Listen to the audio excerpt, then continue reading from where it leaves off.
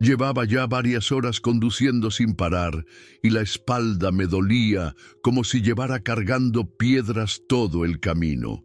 Los párpados pesaban cada vez más, y ese calor insoportable del norte hacía que el sudor bajara en gotas constantes por mi nuca y se metiera por dentro de la camisa, que ya estaba pegajosa. Miré el reloj del tablero una vez más, inquieto, preocupado por entregar la carga a tiempo en Monterrey. Eran equipos electrónicos muy valiosos, y cualquier retraso podría costarme caro. Pero, por más que apretaba el acelerador, la carretera parecía alargarse todavía más frente a mis ojos cansados. El ruido constante del motor, ese zumbido ronco y repetitivo, empezaba a marearme un poco. Por momentos tenía que sacudir la cabeza o tomar un sorbo de café frío del termo para mantenerme despierto. Lo último que necesitaba en ese momento era un retraso inesperado, pero justo ahí fue cuando apareció ella, tirada al costado de la ruta, como una mancha blanca en medio de tanto polvo. Sentí un escalofrío recorriéndome la espalda, porque algo en aquella escena me decía que no podía seguir sin detenerme. Avanzaba lento, reduciendo la velocidad casi sin darme cuenta, mientras miraba fijamente a aquella chica tendida en el suelo ardiente. Mi cabeza me decía que siguiera, que no tenía tiempo para retrasos, que aquello podría ser una trampa. Pero el corazón, ese que casi nunca escucho en la carretera, latía acelerado, como si supiera algo que yo todavía no alcanzaba a entender. El aire parecía más espeso ahora, pesado, cargado de esa tensión extraña que te aprieta el pecho sin aviso previo. Y aunque intenté convencerme de que no era asunto mío, algo dentro de mí ya había decidido parar. Detuve el camión a unos metros de distancia. Sentí cómo vibraba bajo mis pies al apagar el motor y abrí lentamente la puerta. El calor entró de golpe, golpeándome en la cara como si abriera un horno. Bajé al asfalto ardiente y caminé hacia ella, notando que mis manos temblaban ligeramente. Cada paso parecía retumbar en mis oídos, y cuando estuve lo suficientemente cerca, pude escuchar claramente su llanto suave, casi silencioso. Levantó la cabeza muy despacio, y su mirada me dejó helado en pleno verano. No había sorpresa ni alivio en sus ojos, sino algo parecido a la satisfacción, como si hubiera estado esperando precisamente mi llegada. Movido por un impulso que todavía no podía explicar, me acerqué aún más a ella y extendí mi mano, ofreciéndole ayuda para levantarse. Su mano estaba fría, demasiado fría para alguien que llevaba tiempo expuesta bajo el sol inclemente. Ese contraste me dejó confundido, pero preferí ignorarlo, convenciéndome de que seguramente era solo producto de mi imaginación cansada. Al ayudarla a ponerse de pie, noté su fragilidad. Su cuerpo delgado parecía temblar ligeramente, pero su mirada seguía firme, clavada en mí, con una intensidad inquietante, como si pudiera leer hasta el fondo de mis pensamientos. Le ofrecí agua, casi como un acto reflejo. Ella aceptó, pero bebió muy poco, apenas mojándose los labios resecos y pálidos. Luego me agradeció con una voz suave y quebrada, diciéndome que llevaba horas allí, que nadie más había parado y que empezaba a perder la esperanza. Pero mientras hablaba, algo en su tono, en la manera en que pronunciaba cada palabra con lentitud calculada, me hizo sentir incómodo. Era como si estuviera repitiendo un guión bien aprendido, algo cuidadosamente preparado para ganarse mi confianza. Decidí ignorar aquella extraña sensación, creyendo que quizá eran mis nervios o el agotamiento extremo, y la invité a subir al camión para llevarla hasta el próximo pueblo. Una vez dentro de la cabina, el silencio se hizo tan denso que podía escuchar claramente cómo respiraba. Encendí nuevamente el motor y puse el camión en marcha mientras ella se acomodaba lentamente en el asiento del copiloto. Intenté concentrarme en la carretera, pero mi mirada se desviaba constantemente hacia ella, notando cómo observaba cada rincón de mi cabina con una atención minuciosa, como si buscara algo específico o memorizara detalles. Sentí una punzada extraña en el pecho, un malestar que no conseguía identificar con claridad, como si algo estuviera por ocurrir y yo no pudiera hacer nada para evitarlo. Durante los primeros minutos, ninguno de los dos habló. Solo el sonido ronco del motor llenaba aquel incómodo vacío. Finalmente, para romper la tensión, pregunté tímidamente cómo se llamaba y qué hacía sola en aquella carretera abandonada. Ella tardó unos segundos en contestar, como si pensara cuidadosamente cada palabra, y luego respondió con un tono tranquilo pero firme. Me llamo Sofía. Solo intentaba llegar a un lugar seguro. No aclaró más, y esa respuesta ambigua me hizo sentir aún más intranquilo, acelerando ligeramente el corazón y generando en mi mente una pregunta inquietante. ¿Segura de qué o de quién? Mientras seguíamos avanzando, ella comenzó a hacerme preguntas. Al principio, cosas normales. ¿Dónde era? ¿Cuánto tiempo llevaba manejando? Si tenía familia esperándome en casa. Pero poco a poco las preguntas empezaron a cambiar de tono. Me preguntó qué llevaba en la carga, a qué hora tenía que entregarla, si pasaría por alguna zona sin señal de celular. Su voz seguía siendo suave, pero cada palabra parecía colocada con precisión, como una pieza en un juego de ajedrez. Fue ahí cuando me di cuenta de que no era una conversación casual. Ella estaba guiando el diálogo. Le respondí con evasivas, intentando mantener la calma, pero por dentro ya empezaba a encenderse una alarma. Había algo en ella que no cuadraba. Su apariencia vulnerable, su llanto inicial. Todo comenzaba a parecerme parte de una máscara. Y aunque intentaba disimular, creo que notó mi incomodidad, porque en un momento soltó una risa leve, apenas un suspiro, y dijo: «No te preocupes, solo quiero sentirme segura contigo». Esa frase, dicha así, con ese tono tan calculado, me heló el cuerpo por dentro. Pasamos por un tramo largo sin estaciones ni señal alguna, puro desierto y silencio. Intenté cambiar de tema, hablar de cualquier cosa para quitarme esa sensación del pecho, pero ella volvía siempre a los mismos puntos: rutas alternativas, tiempos de entrega, detalles sobre la carga. Empezaba a parecer más una entrevista que una conversación, y aunque yo me esforzaba por mantener la compostura, por dentro ya estaba convencido de que algo no iba bien. Fue entonces cuando decidí parar en una gasolinera que conocía desde hace años, una de esas de confianza donde los trabajadores ya me reconocen de lejos. Dije que necesitaba combustible y aprovecharía para estirar las piernas. Mientras llenaban el tanque, fui al baño con el celular escondido en el bolsillo y mandé un mensaje rápido a un compañero de ruta. Algo raro con una pasajera. Si no respondo en una hora, avisa. Cuando salí, la vi a través del retrovisor. Estaba al lado del camión, de espaldas, hablando por teléfono. Pero su postura era distinta, como más tensa, más urgente. No parecía asustada, parecía estar dando órdenes. Regresé al volante fingiendo que no había notado nada.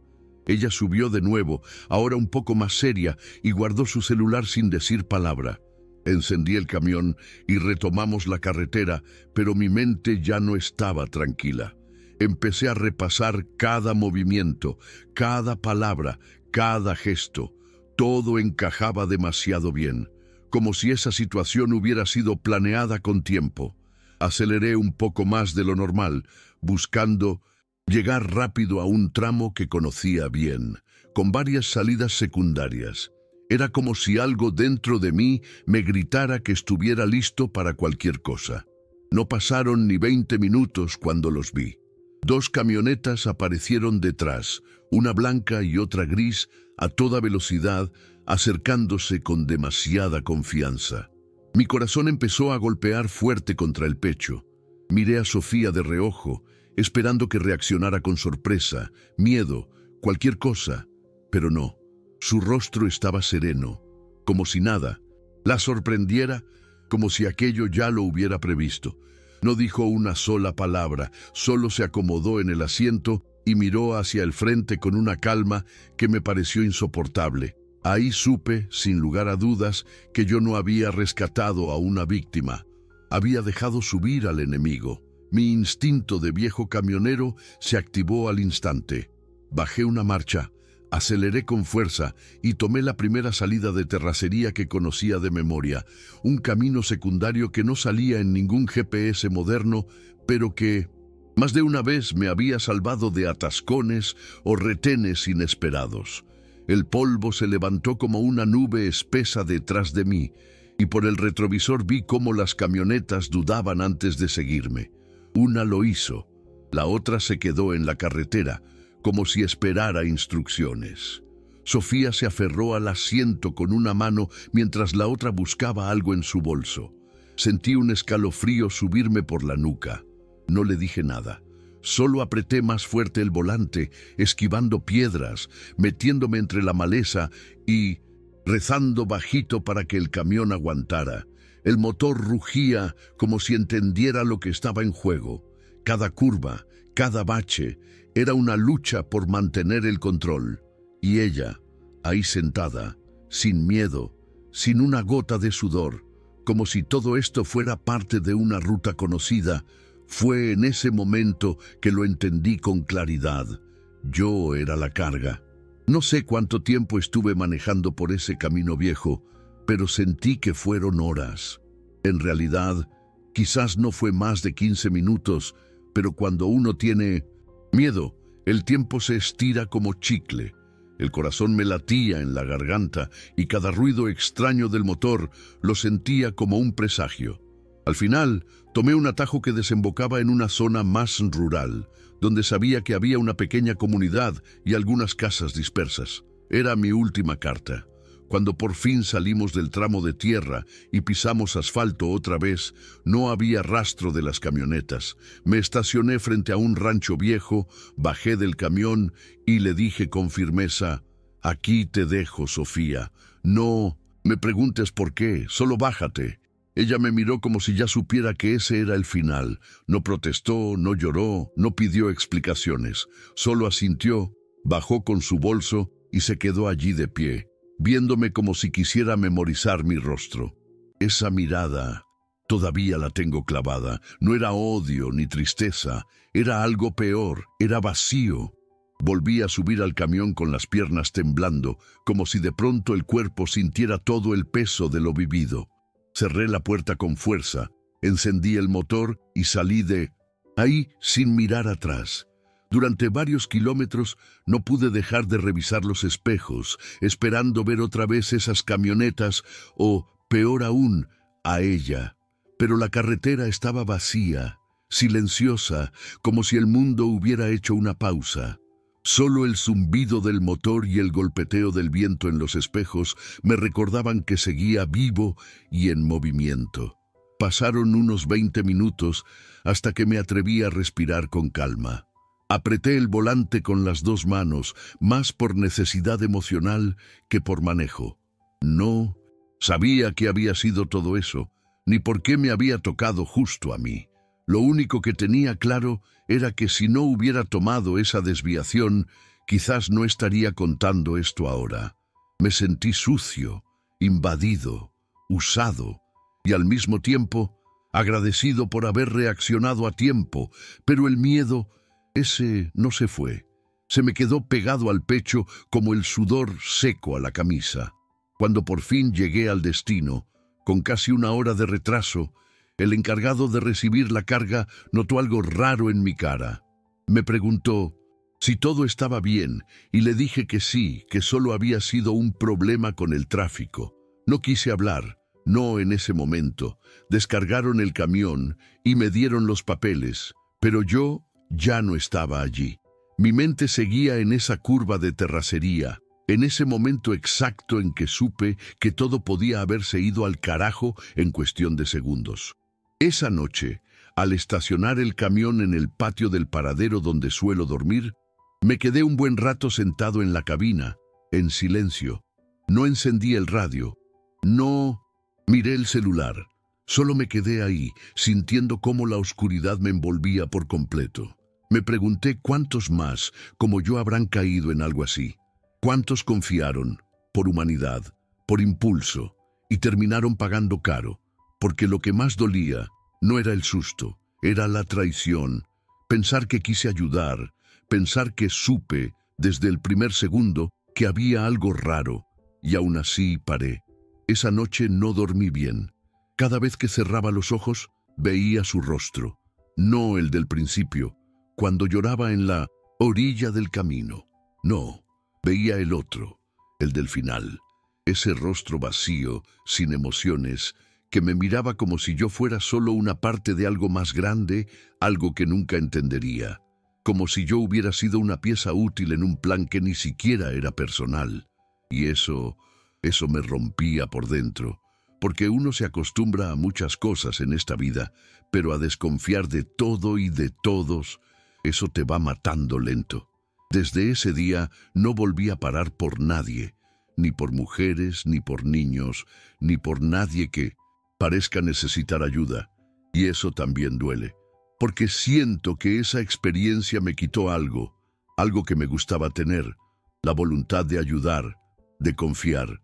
Ahora, cada vez que paso por alguien a la orilla de la carretera, bajo la mirada, aprieto el acelerador y solo pienso, ¿y si otra vez? A veces me pregunto qué habría pasado si no hubiera frenado, si hubiera seguido de largo como hacen tantos. Quizás esa mujer habría desaparecido en el polvo del retrovisor y yo nunca habría sabido lo cerca que estuve del peligro. Pero también pienso, ¿y si de verdad necesitaba ayuda? ¿Y si todo eso era parte de algo más oscuro, algo que ni siquiera ella controlaba? Porque había momentos, muy breves, en los que parecía dudar, en los que sus ojos se humedecían como si estuviera atrapada en algo que no había elegido. No tengo pruebas, no tengo certezas, solo tengo ese recuerdo clavado en la memoria, como una espina que no se va. Lo que viví ese día cambió mi forma de ver la carretera, de ver a las personas, porque entendí que a veces lo que parece una víctima es parte del plan, y lo que parece ayuda puede ser el principio de una trampa. No sé quién era Sofía en realidad, ni para quién trabajaba, ni qué iban a hacer conmigo. Solo sé que, por algún motivo que escapa a mi entendimiento, salí de ahí. Y eso, amigo, ya es suficiente para no dormir tranquilo por un buen tiempo. Pasaron semanas antes de que pudiera hablar de esto con alguien. Lo conté una noche, tomando café con otro camionero viejo en una estación de paso. Escuchó en silencio, sin interrumpirme, y al final solo me dijo, «Te salvaste, hermano, pero no fuiste el primero y no vas a ser el último». Eso me estremeció, porque si ya hay otros, si esto se repite, ¿cuántos más están cayendo cada semana, cada día, sin que nadie lo sepa? Desde entonces ando más alerta. Aprendí a leer mejor los silencios, los gestos, las miradas, pero también me volví más frío, más desconfiado. No sé si eso es bueno. Me gusta pensar que la carretera te enseña, pero a veces lo que te enseña te quita. Y a mí me quitó algo que valía. Me quitó la inocencia de creer que todo pedido de ayuda es sincero. Me quitó la tranquilidad de parar sin pensar. Y aunque sigo firme no volante, temendo la carga, haciendo mi trabajo, nunca volví a ser el mismo después de esa curva en el desierto. Lo más curioso, o lo más doloroso, no sé, es que a veces sueño con ella. No con la parte peligrosa, ni con la persecución. Sueño con la primera imagen, ella sentada en el suelo, llorando bajito, con el vestido sucio pegado al cuerpo. En el sueño no hay desconfianza, no hay plan. Solo hay una mujer sola, perdida, necesitando ayuda. Y yo paro, me acerco, le doy agua, y todo termina bien.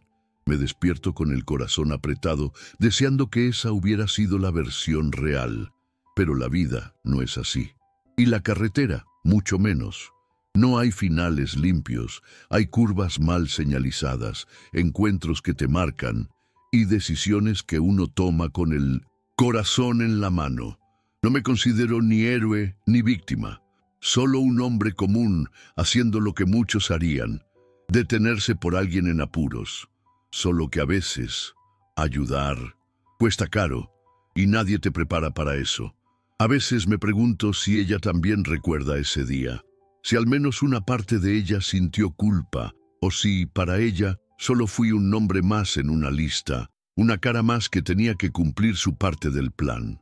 No lo sé, y quizás nunca lo sepa, pero cada vez que cruzo por ese tramo del norte, donde el calor dobla el aire sobre el asfalto, mis manos sudan un poco más y mi pecho se aprieta, como si todo pudiera repetirse en cualquier momento. Y aunque pasaron meses, incluso años, hay una cosa que no cambia, esa sensación de que algo se me quedó pegado en la piel ese día. No fue solo miedo, ni solo desconfianza, fue una especie de vacío, una grieta que se abre cuando te das cuenta de que no todo es lo que parece, y que a veces lo que parece necesitarte ya te está usando desde antes que frenes. Después de todo esto, empecé a escribir pequeños recuerdos en una libreta vieja que cargo en la cabina. No para publicarlos, ni para mostrarlos a nadie, solo para sacarlos de la cabeza. Y cada vez que termino una página, siento como si le quitara un poco de peso a la memoria. Pero hay una hoja que nunca pude escribir completa, la de ese día. Siempre que empiezo, algo me detiene. La pluma se me queda en el aire. Las palabras no salen. Tal vez porque todavía no entiendo todo lo que pasó. O porque, en el fondo, me da miedo entender.